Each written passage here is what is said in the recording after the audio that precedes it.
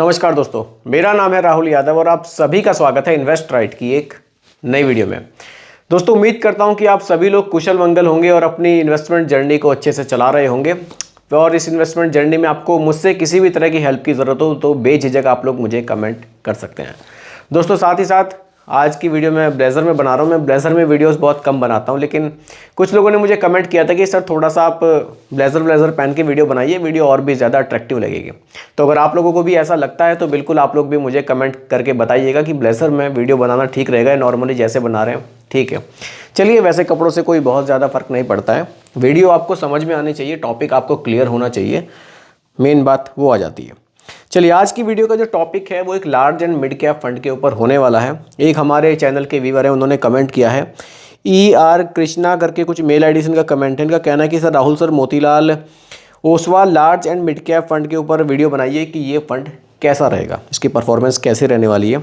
चलिए, आज की video Motilal Oswal large and mid cap fund के ऊपर ही है, तो आप सभी लोग वीडियो को बहुत ही ध्यान से देखिएगा, क्योंकि यहाँ की एक चीज़ मैं आप सभी को समझाऊंगा बिल्कुल सिंपल भाषा में। आइए वीडियो को स्टार्ट करते हैं। और अगर इन्वेस्टमेंट आपने शुरू नहीं किया है, फिर से कहना चाहूँगा यार, चाहे थोड़ा सा इन्वेस्टमेंट करो, 500 से करो, 1000 से करो, शुरू ज़रूर करो। देखिए, प्रॉफिट आप ही को होना है, मेरे पास कोई प्रॉफिट नहीं आना है आपका। लेकिन अगर आप इन्वेस्टमेंट शुरू करेंगे, जब लोग कमेंट मुझे करते हैं ना कि सर मैंने इन्वेस्टमेंट शुरू किया था SIP में और मुझे अच्छा लगा इन्वेस्टमेंट करके, रिटर्न्स अच्छे मिल रहे हैं, तो वाकई मुझे बहुत खुशी होती है कि चलो आप लोगों को रिटर्न्स अच्छे मिले। तो इसलिए शुरू ज़रूर कीजिएगा, आप लोग सोचिएगा थोड़ा सा। चलिए, फंड का नाम मैं यहाँ लिख देता हूँ। फंड का नाम है Motilal Oswal large and mid cap. Large and mid cap. देखिए, large and mid cap category का ये फंड है। थोड़ा सा बेसिक समझेंगे large and mid cap category का, क्या बेसिक थोड़ा सा है, क्योंकि ये मैं आप लोगों को हमेशा कहता हूँ कि थोड़ा सा बेसिक हमें ज़रूर पता होना चाहिए हर एक फंड का। अगर हम किसी फंड में हमने पैसा इन्वेस्ट किया है, हमें पता होना चाहिए कि हमारा पैसा इन्वेस्ट कहाँ होता है, कौन सी कैटेगरी में हमारा पैसा जाता है।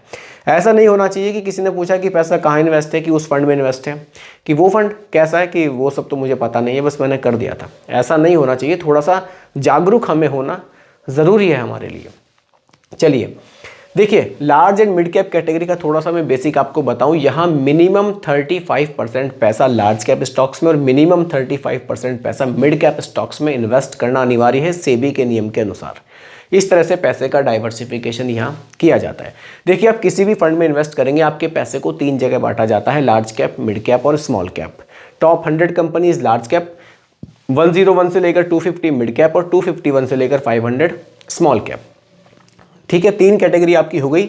लार्ज एंड मिड कैप में आपका 35% पैसा लार्ज कैप, मिनिमम 35 यानी कि टॉप 100 कंपनीज, और मिनिमम 35 मिड कैप यानी कि 101 से लेकर 250 रैंक तक की कंपनी।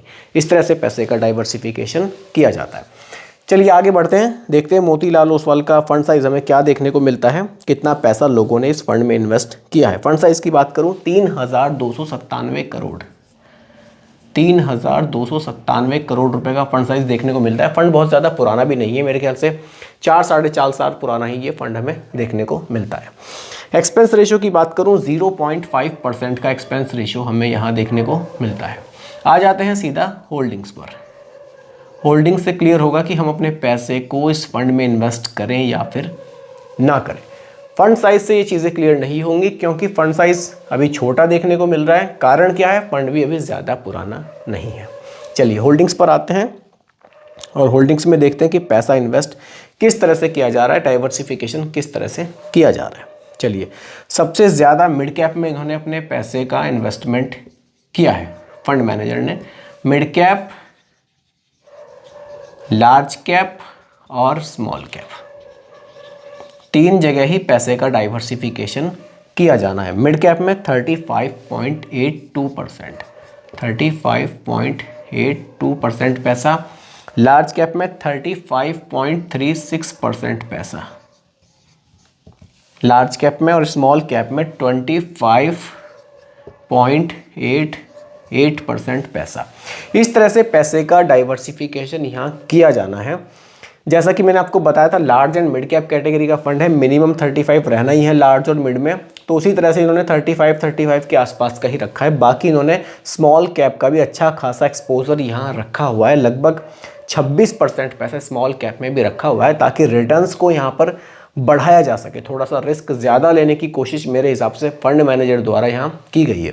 नहीं तो वो चाहते तो स्मॉल कैप का जो एक्सपोजर है थोड़ा सा कम करके लार्ज कैप का बढ़ा सकते थे, लेकिन ऐसा नहीं है कि स्मॉल कैप में हमारा पैसा डूब जाता है। स्मॉल कैप से हमारे फंड के रिटर्न्स भी बढ़ते हैं। चलिए, अगर सेक्टर वाइज होल्डिंग्स की मैं बात करूं, देखिए फाइनेंशियल सेक्टर में हमारे पैसे का इन्वेस्टमेंट किया गया है, सर्विसेज में किया गया है, यहाँ से आपको और क्लियरिटी आएगी। कैपिटल गुड्स में किया गया है। ये 3 मेजर सेक्टर्स में हमारे पैसे को इन्वेस्ट किया जाना है। 3 मेजर सेक्टर से इनमें पैसे का इन्वेस्टमेंट है। अगर मैं कंपनी वाइज आपको होल्डिंग्स बताऊं, प्रेस्टीज में इन्वेस्ट किया गया है, जियो फाइनेंशियल सर्विसेज में, इंडसइंड बैंक में, ट्रेंट लिमिटेड में और जोमेटो में। ये 5 मेजर कंपनीज के स्टॉक्स में हमारा पैसा इन्वेस्ट किया गया है।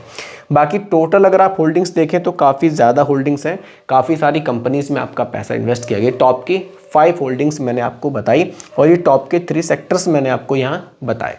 चलिए देखिए, रिटर्न्स की अगर मैं बात करूँ, लास्ट के 3 इयर्स के रिटर्न्स अगर आप देखें तो 30.57% के रिटर्न्स इस फंड ने जनरेट किए हैं। अगर फंड की मैं ओवरऑल एज की बात करूं, 4 साल 4 महीने पुराना ये फंड है। रिटर्न्स पर आ जाते हैं।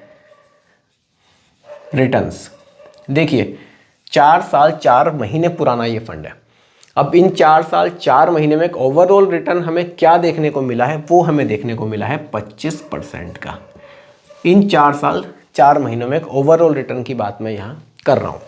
अभी देखिए, अब बात ये भी आती है कि हमें इस फंड में पैसे को इन्वेस्ट करना चाहिए या फिर नहीं।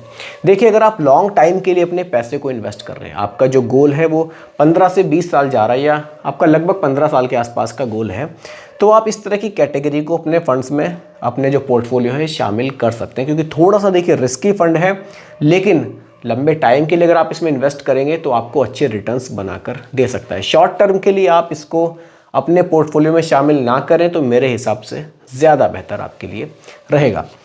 बाकी देखिए, इसने लगभग 3 साल में पैसे को दुगना भी यहाँ किया है। अगर आपने आज से 3 साल पहले इसमें 1 लाख रुपए डाले होते तो उस 1 लाख रुपए की वैल्यू 2 लाख हो गई होती। रिटर्न्स अच्छे फंड ने बनाकर दिए हैं। कारण मैंने आपको बताया, स्मॉल कैप का एक्सपोजर काफ़ी बढ़िया हमें यहाँ देखने को मिला है। यही कारण है कि रिटर्न्स फंड से हमें पास्ट में काफ़ी बढ़िया देखने को मिले हैं। लेकिन पास्ट के रिटर्न्स फ्यूचर के रिटर्न्स की गारंटी नहीं हो सकती। ये चीज़ हमें हमेशा ध्यान में रखनी है, क्योंकि देखिए पास्ट के रिटर्न्स 25% है, फ्यूचर में हो सकता है रिटर्न्स, ऐसा नहीं है कि घटेगा ही, ऐसा भी हो सकता है कि रिटर्न्स हमें 25% से ज़्यादा देखने को मिल जाए। लेकिन पॉसिबिलिटीज़ रहती है रिटर्न्स हमारे कम भी हो सकते हैं, क्योंकि देखिए पैसा स्टॉक मार्केट में जाना है। ये प्योर इक्विटी फंड है, यहाँ सारा पैसा आपका स्टॉक मार्केट में ही, शेयर मार्केट में ही जाना है। थोड़ा सा जो भी देखिए मार्केट में उतार चढ़ाव है, उसका फ़र्क आपको यहाँ रिटर्न्स पर ज़रूर देखने को मिलेगा। इसीलिए म्यूचुअल फंड में अगर पैसा इन्वेस्ट कर रहे हैं तो गोल आपका लॉन्ग टर्म होना चाहिए और थोड़ा सा रिस्क लेने में आप कैपेबल होने चाहिए, तभी आप म्यूचुअल फंड में आए, तभी आप यहाँ पर इन्वेस्ट करें। लेकिन लॉन्ग टाइम में म्यूचुअल फंड ने पास्ट में भी अच्छे रिटर्न्स बनाकर हमें दिए हैं। तो दोस्तों, उम्मीद करता हूँ कि टॉपिक आपको पूरी तरह से क्लियर हुआ होगा Motilal Oswal large and mid cap fund के ऊपर। फिर भी कोई कन्फ्यूजन आप लोग मुझे दोबारा कमेंट कीजिएगा, रिप्लाई मैं आप लोगों को ज़रूर करूँगा। बाकी दोस्तों, ये कोई रिकमेंडेशन नहीं है, एजुकेशनल पर्पस वीडियो आप लोगों के लिए बनाया गया है। वीडियो कैसी लगी कमेंट में ज़रूर बताइएगा, पसंद आई हो तो लाइक शेयर भी कीजिएगा, और मेरे चैनल पर अगर आप नए हैं इसको भी सब्सक्राइब आप ज़रूर कीजिएगा। बहुत बहुत धन्यवाद।